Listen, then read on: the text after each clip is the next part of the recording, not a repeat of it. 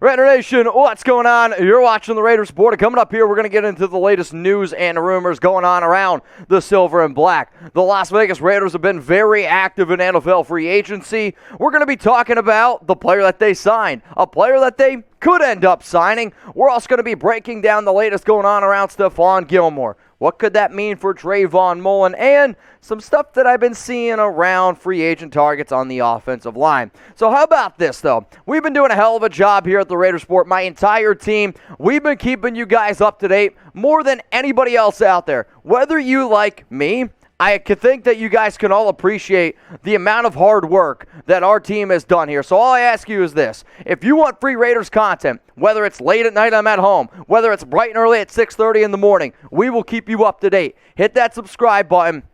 Turn on those notifications, and let's get the Raiders Report to 112,000 subscribers ASAP, Rocky. Let's go to the news that happened here. The Las Vegas Raiders have gone out, and they have signed defensive tackle Vernon Butler. The contract details are still not announced at this current moment. However, I'm going to go ahead and guess it's going to be a one-year deal somewhere around $2 million at least. That's what I would offer Butler. He has started 19 games in the past 3 seasons. Got his start with the Carolina Panthers. Played 4 seasons there. Then his past 2 was with the Buffalo Bills. However, started 9 games in 2019. Started 10 games in 2019. And then I think it's also he started 1 game last year. No, it's 9 games, and 1 game. That's how it is in my head. Sorry, that's how I'm a little scatterbrained at times. His PFF grades, 34.5 overall, 33.2 run defense grade, and then a 54.4 pass rushing grade.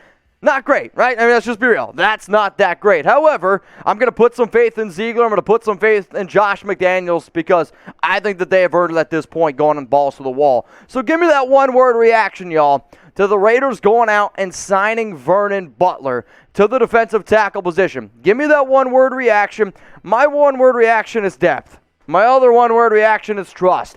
I am going to trust that the Raiders are putting the right depth pieces here on the team. The next thing that we're talking about here is actually at the wide receiver position. And Demarcus Robinson, who y'all know very well because he's torched the Raiders a few times, is actually in Las Vegas as it stands right now, and he is visiting with the team. There's actually also been an update from Jordan Schultz that said that the Raiders are actually close to signing Robinson. And as soon as I saw that DeMarcus was in Vegas, because I knew the Raiders are looking to go out and add another receiver, I personally think that he would be the wide receiver 4, wide receiver 5 on this team, or at least the 5th target, right? Because Davante's your number 1, Darren's your number 2, Hunter Renfro's your 3, Bryan Edwards is your 4, and then whether you want to say about either Foster or what you want to say about DeMarcus, there's your other option there in terms of targets.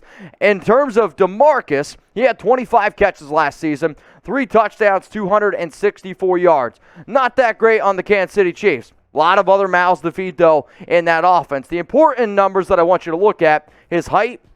He's 6'1", 203 pounds, long strides as well, so if you want to throw the ball deep, you can do it, though he's never had a season of over 15 yards per catch, so I don't want anyone to think that, oh, here's your burner, here's your replacement for Deshaun Jackson, here's your, Henry Ruggs replacement. That's not the type of player that he is. It's as simple as that. However, he does have some use in the red zone, and I'll never forget the game that he had in 2019 where he he put up 6 catches for 177 yards and 3 touchdowns.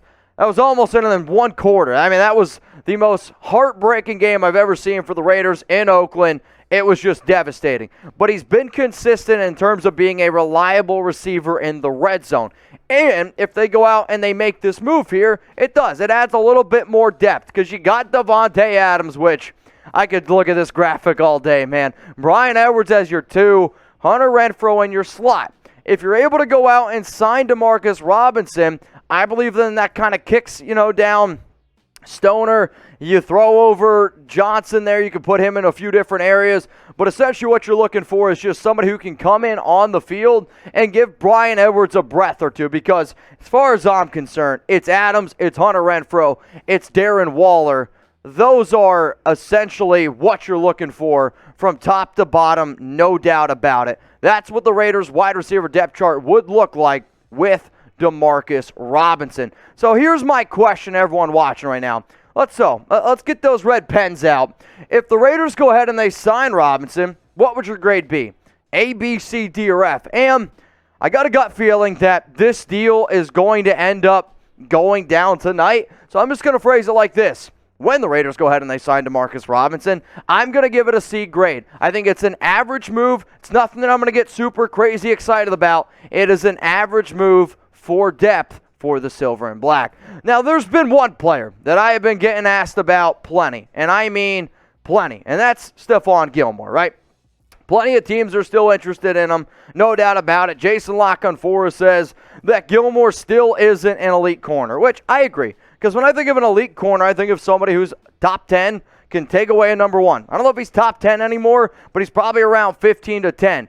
Apparently, he's looking for a 1 to 2 year type of contract. And if you can go ahead and make this deal happen, I don't know, I'll go ahead and say that, all right, you can get him for, let's say, $12, $13 million per year. And if you're telling me right now 2 years, $26 million for Gilmore, I am absolutely on board with that. The deal that the Raiders gave Yannick Ngakoue, cool, let's make it happen. I know Gilmore can be a great player. I know Gilmore knows this defense. I know Gilmore knows McDaniels. I know Gilmore knows the Carolina Panthers defensive backs coach from last season, Jason Simmons. You're not going to get the production that you got in 2019 when he was the defensive player of the year. You're not going to get the production that you had when he was a little bit of a younger guy. It's as simple as that. However, if he's on the field for 15, 16 games, he is I believe, your best cornerback on the field. And if you can make that type of improvement, you got to go ahead and try to make it happen. So here's also what CBS said about some other potential Gilmore destinations. The San Francisco 49ers, the Seattle Seahawks. In fact, I've seen a lot of rumors around Gilmore potentially going to the Cincinnati Bengals since they decided to not bring back Trey Waynes. And then the Las Vegas Raiders. I always put my money where my mouth is, so I want you guys to go ahead and let me know. Will the Raiders sign Stephon Gilmore? Let me know down in the comments section why for yes, or I want you to go ahead and type your N for no. Will the Raiders go ahead and make this move? And I'll tell you after I give some love to local. So I've been telling y'all for a very long time, we are trying to get y'all more content, more Raiders content, more Raiders content. I want to make the Raiders Report an all-you-can-eat buffet of content. And here's how you're going to be able to do it. You know how? By following the Raiders on Locals. It's RaidersReport.locals.com. And major shout out to everyone who's already a yearly supporter over on Locals. So these guys, they're already getting exclusive videos. They already saw me do the One Chip Challenge.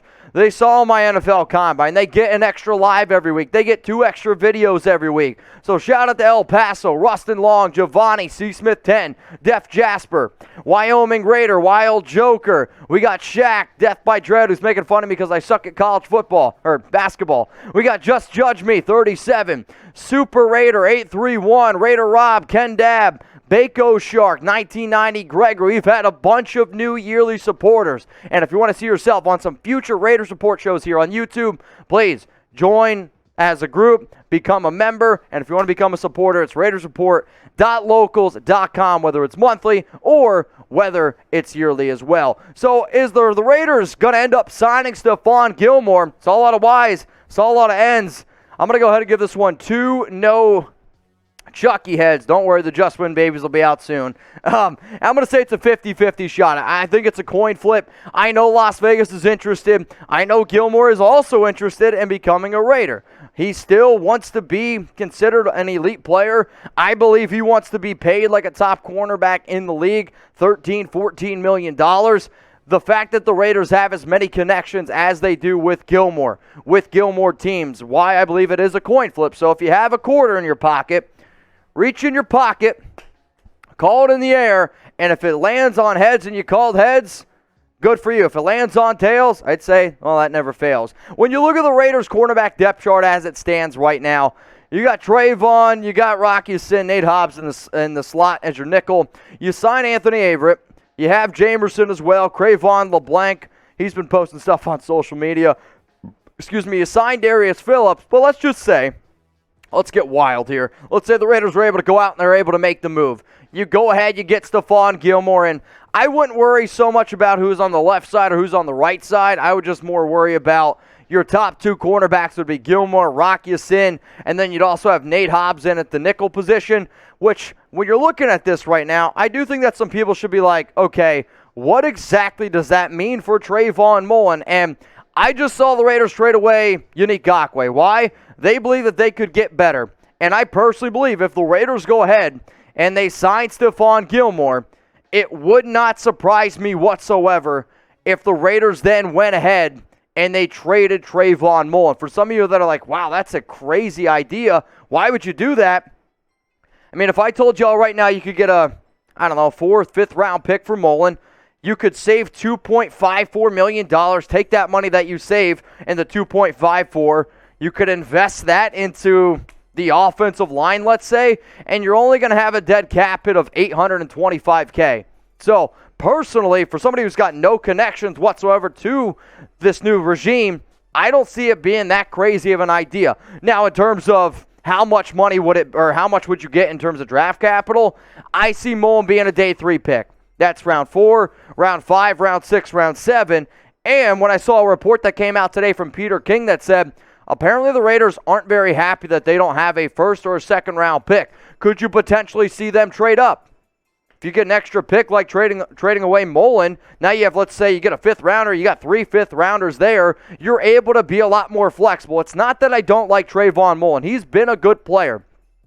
But everyone here knows that he's been injury prone. Yes, he's got 1 year left on his deal. Cool. But if me getting Stephon Gilmore means, if it's Stephon Gilmore and I also get a 5th round pick plus save $2.54 million, that's the way you have to look at it. I've discussed this before on Instagram, and I've also discussed it on Twitter. So if you want to go ahead and give me a follow, y'all know where to find me, at Mitchell Renz 365. Let's also go to some news that happened yesterday, because the news was the Raiders went ahead and they re-signed Brandon Parker, and they went ahead and they re-signed Jermaine Illuminor, which I'm not too surprised about Illuminor. I was a little bit surprised about Brandon Parker. As it stands right now, I could see both of those guys competing to be a starting right tackle for the Raiders, which scares me a little bit, right? So let's just say we go into the season. You got Jermaine Illuminor, you got Brandon Parker as your right tackles. Do the Raiders still need to go out and sign a right tackle? Type S for sign, or I want you to go down to the comments and type P for pass. So if you believe the Raiders still need to go out and sign a right tackle, type S for sign. If you're like, nah, I got a lot of confidence in Brandon Parker, got a lot of confidence in Jermaine Illuminor, I'm going to say your nose is growing. And if something else is growing, then call a doctor. That's all I got to say. In terms of what would I do, of course I'm going to type my S for sign. I want Derek Carr to be upright. Why? I want to see him chucking the ball down the field to Davante Adams, throwing the ball to Darren Waller, Hunter Renfrow, all these options that we're going to go out and get. So who are 4 options that I believe would be better? I rank these based on talent, and I rank these players based on how much money I think it would cost. Billy Turner, Riley Reef, those are my top 2. Best bang for your buck is Cornelius Lucas. Then you got David Questenberry, and coming in at number 5 is Bobby Massey.